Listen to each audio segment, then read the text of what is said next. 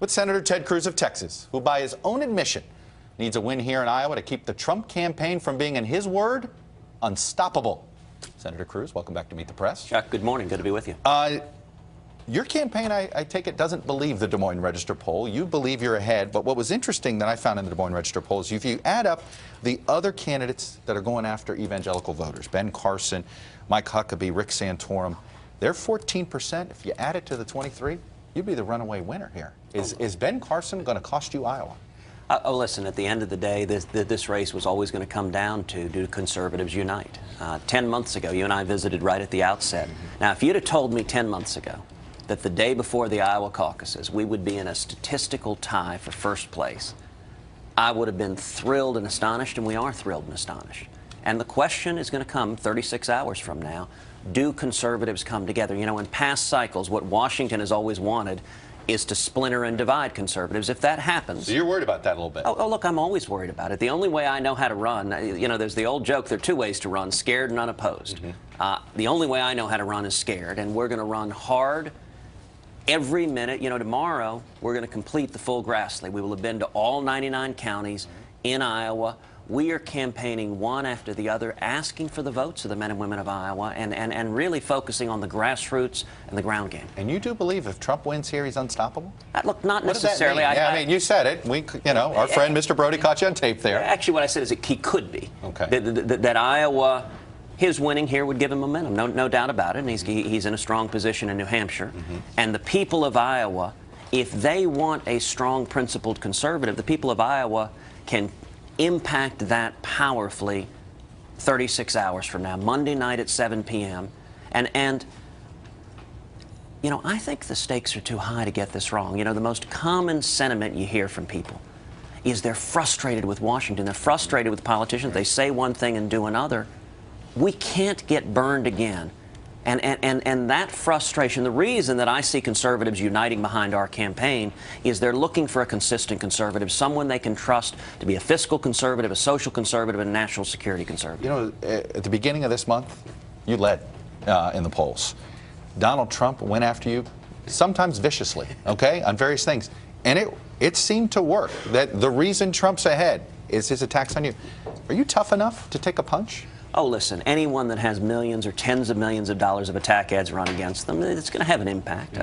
You know, are you able to survive a race with Hillary Clinton? Oh, it's going to be tough. I mean, absolutely. This is just 2 weeks of beanbag. Listen, the fact that they're all shooting at me, 6 weeks ago, everyone was shooting at Trump. Now all the Republican candidates are shooting at me. That reflects a change in this race. And I'll note, Donald, you're right. You know, 6 weeks ago, Donald thought I was terrific. I was his friend. He was singing my praises. Then his poll numbers started dropping, our numbers started surging, and suddenly he began blasting me, not on policy, not on substance, but on personal insults and attacks. And Chuck, my approach consistently, both before and after he started doing that, is not to respond in kind. I think the people of Iowa deserve better than insults, and so my focus is policy and substance and record and who will be a consistent, proven conservative. Why did you suddenly stop going after Trump on paid ads and going after, in your campaign, attacking Marco Rubio? How concerned are you about Senator Rubio catching you here in Iowa? Listen, we are drawing contrast. Both Trump and Marco are attacking me. They're attacking me with all their might. And we're drawing contrast. And the contrasts are clear. And the contrasts, by the way, are substantive and policy-based. A vote for Marco Rubio is a vote for amnesty. And a vote for Donald Trump is a vote for Obamacare. If you look at their positions, Marco Rubio, right now as a presidential candidate, is advocating amnesty, advocating citizenship for 12 million people here illegally. And Donald Trump, right now as a candidate, is advocating full-on expanding Obamacare to make it socialized medicine. Donald Trump and Hillary Clinton and Bernie Sanders have the identical position on health care, which is they want to put the government in charge of you and your doctor. Now, my views are polar opposites of both of those. If I'm elected, there will be no amnesty. We will secure the border. And if I'm elected, we will repeal every word of Obamacare. And so that gives a clear and simple choice for the voters. Let's talk about two issues here that seem to be potentially tripping you up here in Iowa. One is ethanol. You have come out against these subsidies. You've called it a gravy train. A lot of Iowans, including the Republican governor, doesn't like it. But I want to put these numbers. Isn't it understandable why Iowans like these subsidies? Ethanol and biodiesel support more than 46,000 jobs. They've generated $2.5 billion in income for Iowa households. This is a state with unemployment under 4%. This is an important part of their economy. Oh, absolutely. And listen, my view on energy, we should pursue all of the above.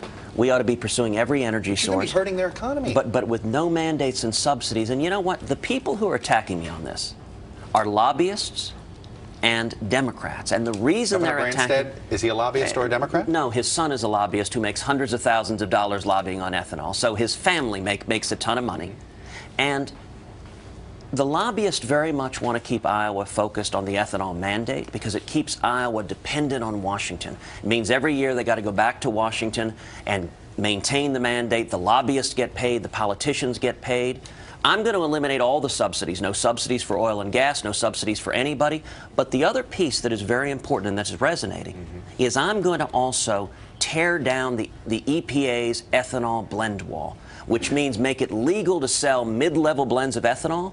And that, in turn, can expand ethanol's share of the marketplace by 60%, but not based on mandates or subsidies, based on the free market. By the way, it's so and clear. That message is resonating. It's so clear you spent a lot of time in Iowa. Look at you talking about mid-level fuel cells, all these combinations. But at the end of the day, how does this not hurt the Iowa economy? And that's what Governor Branstad is saying. A vote for you is going to hurt the economy. But Chuck, the point I made, this actually would expand the Iowa economy. Right now, ethanol is banging into the RFS. It's essentially the blend wall is a cap. As people in Iowa know, as I travel around and do town halls, ethanol is not expanding its market share because the EPA is preventing it from doing it. And by the way, no other candidate has pledged to remove the blend wall. No other candidate is focusing on the future for ethanol. And you know someone who joined me on my bus tour across the state?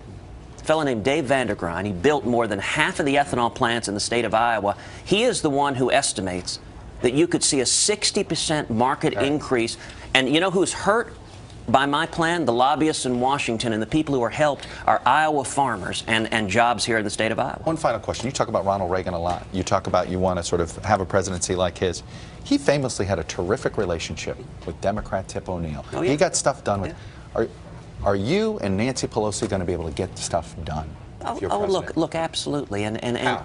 my entire time in the Senate, I have treated every member of the Senate with civility and respect. If you've seen in this race, I think Mitch McConnell would say that. Look, as others attack me, I don't respond in kind. I don't engage. When Donald Trump calls me a Canadian anchor baby, I don't respond with an insult. I don't intend. In fact, I'll sing Donald's praises. I like Donald. I think he's bold and brash. Now, I think his policies are liberal. I think he's been too willing to cut a deal and get along with Democrats and grow government and support cronyism, but that's a policy distinction.